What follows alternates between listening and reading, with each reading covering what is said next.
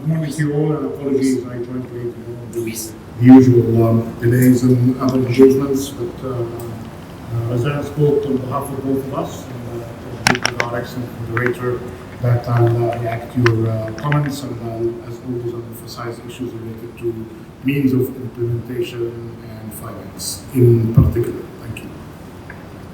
Great, thanks for joining us, and thank you for those wise and insightful words, Razan. So we want to dedicate as much time to hear from you, but before we do, we also have a representative of the United Nations Framework Convention for Climate Change, UniteActDeliver. So Connor, Barry, I'll pass over to you to Razan and all of the champions who have been doing hard work, and all of the partners, including you.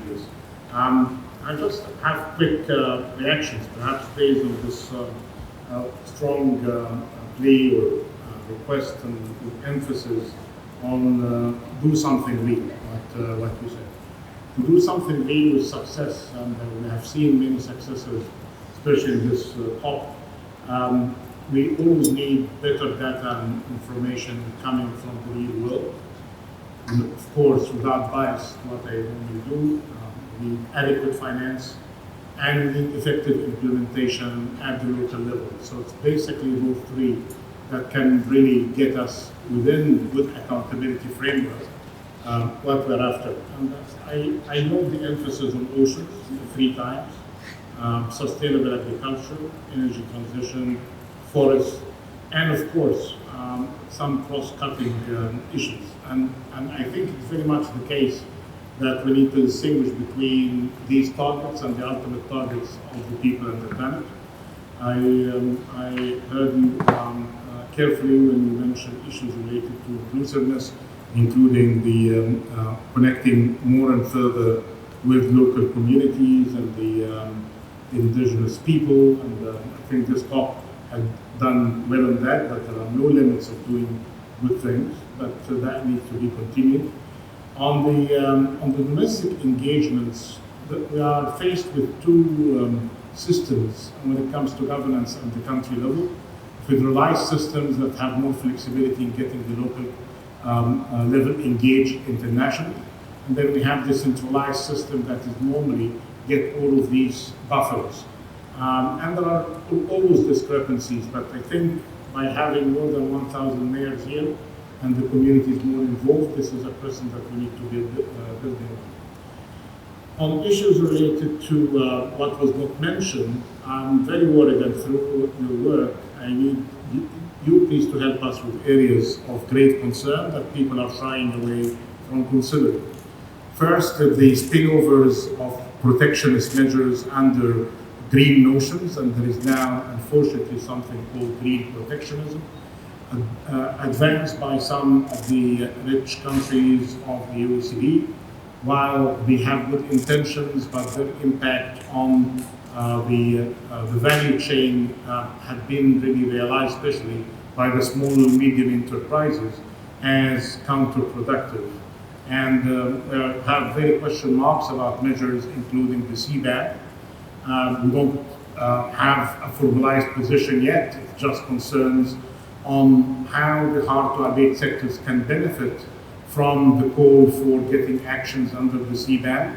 But at the same time, the impact in the short term, especially with the suppliers within these sectors, without adequate finance, technology, engagement, without being sure if it is WTO compatible or not, we are very much concerned about that. There is an interesting action by India by taxing this industry at home to deny Europe the taxing, but there are other ways that we can really work on.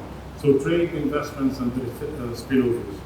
On the domestic resource mobilization, I heard it's good that you are including private sector domestic mobilization, and we're working on a couple of initiatives on that, and again the reference that we are happy to see being recognized with the work by Nixton and Vera Songwe and their colleagues in this particular area.